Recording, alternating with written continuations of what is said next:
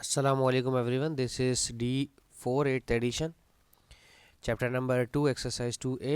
Topic है probability का और क्वेश्चन नंबर 16 आई गेस हम इसका कर रहे हैं. यस, कह रहे हैं अ 2 digit number is randomly formed using digits 1 4 6. Repetition of digits is allowed. List the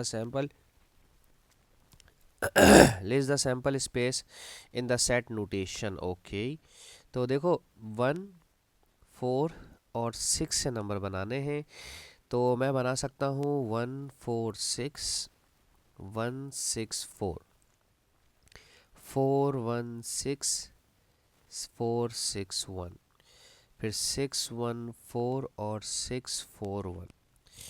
ये तो हो गए. ओह, 2 डिजिट बनाए थे, मैं 3 डिजिट बना दी, सॉरी. अच्छा, 1 4 4 1 1 6 6 1. ठीक है, अब फिर ये 1 के साथ बने, अब 4 के साथ बनाना है. ठीक है,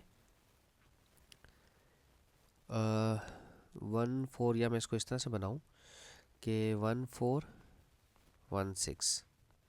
ठीक है, अरे मेरे को याद आ गया, 1 1 1 4 1 6. ठीक है, 4 1 4 4 4 6, फिर 6 1 6 4 और 6 6. ठीक है, ये सेट नोटेशन में आप लोगों ने एक स्ट्रेट लाइन के अंदर लिखना है. ठीक है, ये 9 ऑप्शंस बने हमारे पास.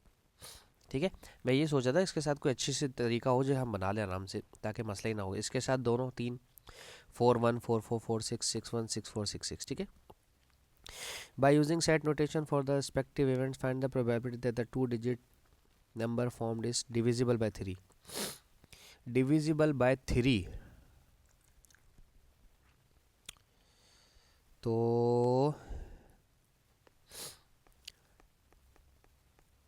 डिविजिबल बाय 3 के लिए हमें देखना पड़ेगा. 9 है हमारे पास टोटल ना. 1 और 4 5 हो जाएगा, 6 और 1 7. ये 41 भी नहीं आता, 44 भी नहीं आता, 46 भी नहीं आता, 61 भी 3 के टेबल में नहीं आता, 64 भी नहीं आता, 66 आता है. 1 आउट ऑफ 9 ये हो गया. परफेक्ट स्क्वायर है यहाँ पर कोई? परफेक्ट स्क्वायर सिर्फ एक ही है, वो है 16. ठीक है, परफेक्ट स्क्वायर सिर्फ एक ही है और वो 16 है, तो हम लिखेंगे 1/9. ठीक है, ओह 64 भी दिख गया, तो 2 हो गए, 2 आउट ऑफ 9. ठीक है, इसके बाद है प्राइम नंबर. प्राइम नंबर कौन कौन से हैं मैं यहाँ साइड में लिख लेता हूँ. प्राइम नंबर 11 प्राइम नंबर है, 14 16 41 प्राइम नंबर है, 41 46 61 प्राइम नंबर है. ठीक है, तो 3 प्राइम नंबर हो गए हमारे पास. ठीक है, आउट ऑफ 9, तो 3 1 जा 3 3 3 जा 9. ठीक है, ये भी हो गया. ये भी अब कॉम्पोजिट नंबर जो प्राइम नहीं है तो वो कॉम्पोजिट होंगे. ठीक है, हर 3 में से एक प्राइम है तो हर 3 में से 2 कॉम्पोजिट होंगे. सिंपल, सही है ना. ये तो थोड़ा सा दिमाग का क्वेश्चन था. ठीक है, अच्छा अब देखते हैं इसका नेक्स्ट क्वेश्चन.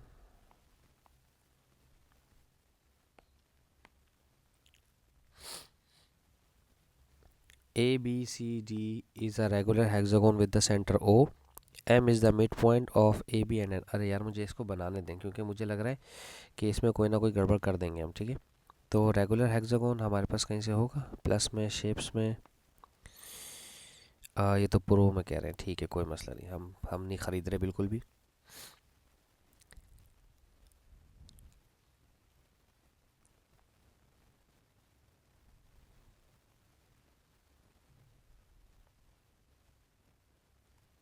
इस तरह से रेगुलर हेक्सागोन हमारा कुछ बनेगा. ठीक है, इसके नाम लिख देता हूँ मैं. ये है ए, ये है बी, ये है सी, ये है डी, ये है ई और ये है एफ.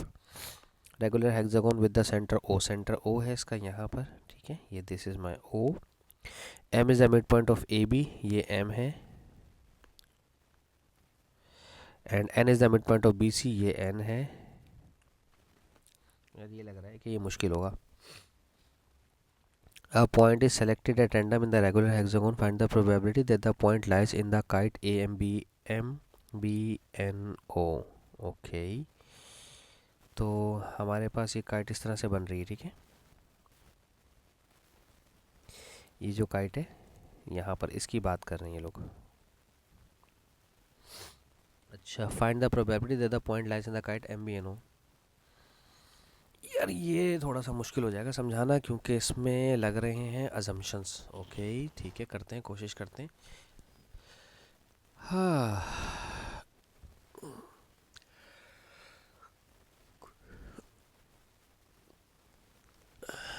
ओके।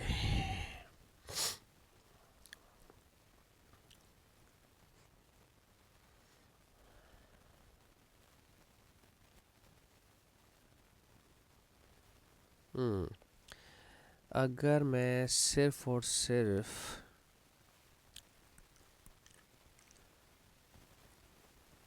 अच्छा जी, ओके, अगर हमें जो प्रोबेबिलिटी निकालनी है पॉइंट की, वो निकालनी है इस MBNO के अंदर, और नीचे आएगा एरिया ऑफ हेक्सागोन, ठीक है। पहले तो ये चीज़ समझनी है, क्योंकि उसने हमें पूरा जो है ना, पूरा एरिया सेलेक्ट करने को दिया। Point is selected random the regular hexagon, कहीं पर भी आ सकता है। तो find the probability that the point lies in the kite, point यहाँ पर कहीं पर आए, तो हमें पूरे का एरिया निकालना है, ठीक है। अब कहीं पर कोई डायमेंशन तो दी हुई नहीं, तो एरिया निकल नहीं सकता, ठीक है। अच्छा जी, अब अगर हम इसकी बात करें, जो सिर्फ ये MBNO है, इसके एरिया को हेक्सागोन के साथ शेयर करने की कोशिश करते हैं।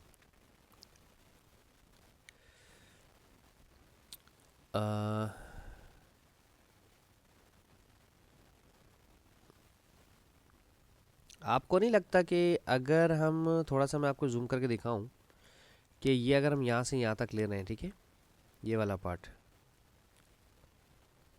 ठीक है, और ये वाला पार्ट, ये इक्वल नहीं लग रहे हैं आपको? ऑब्वियसली इक्वल ही होंगे।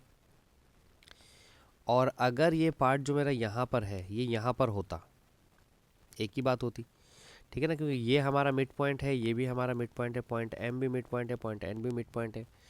तो जितना ये वाला रेड वाला कवर हुआ हुआ है, उतना ही ये ब्लैक वाला भी कवर हुआ है। तो अगर ये ब्लैक वाला यहाँ, ये देखो यहाँ पर, और ये यहाँ पर, ये बराबर होगा। मैं क्या कहना चाह रहा हूँ, मैं कहना चाह रहा हूँ AOM बराबर होगा BON के, ठीक है। तो एक ही बात होगी। तो मैं इस पूरे को, ये जो पूरा मेरा है, इसको मैं 1/6 कह देता हूँ, 1/6 ऑफ हेक्सागोन, ठीक है, 1/6 ऑफ हेक्सागोन।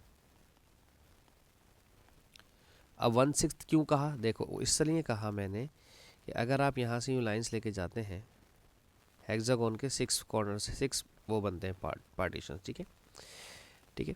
ये बनता है 1, ये होता है 2, ये होता है 3, ये 4, ये 5 और ये 6। अब देखो इसका आधा लिया हुआ है, ठीक है, और इसका आधा लिया हुआ है। ये आधा अगर यहाँ पर आ जाता है किसी तरह से, देखो ना, ये शेडेड पार्ट जो है मेरा, ये वाला शेडेड पार्ट और ये वाला शेडेड पार्ट मिल करके पूरा एक पोर्शन बना रहा है। पूरा एक पोर्शन हमारा 1/6 होता है हेक्सागोन का, ठीक है।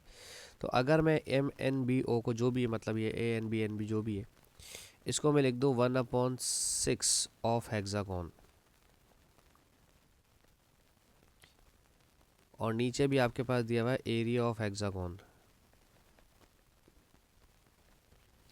तो hexagon of area of hexagon आपस में कट जाएगा, तो प्रोबेबिलिटी सिर्फ 1/6 आपके पास बचेगी। देखें, थोड़ा सा ना सिर्फ सोचने का टाइम चाहिए होता है। अगर ये 3 मार्क का क्वेश्चन होता, तो आपको इसमें सोचने के लिए ज़रूर टाइम दिया जाता। जितना ज़्यादा थिंकिंग होती है, पेपर 1 का क्वेश्चन होता है, उसमें थिंकिंग ज़्यादा होती है, तो आपको थोड़ा सा सोचना पड़ता है क्वेश्चंस को, ठीक है। होप सो मैं आपको समझाने में कामयाब रहा हूँ। Thank you so much for watching my channel. अल्लाह हाफिज़।